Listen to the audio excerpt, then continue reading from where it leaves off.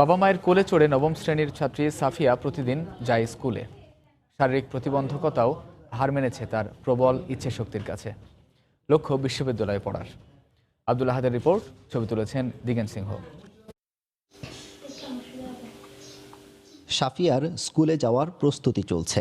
স্কুলের পোশাক পরানোর পর চুলের পরিচর্যার কাজও সারছেন মা হোসনে আরা খাতুন। তারপর সাফিয়াকে কোলে নিয়ে স্কুলের পথে রওনা হন বাবা আজমল হোসেন।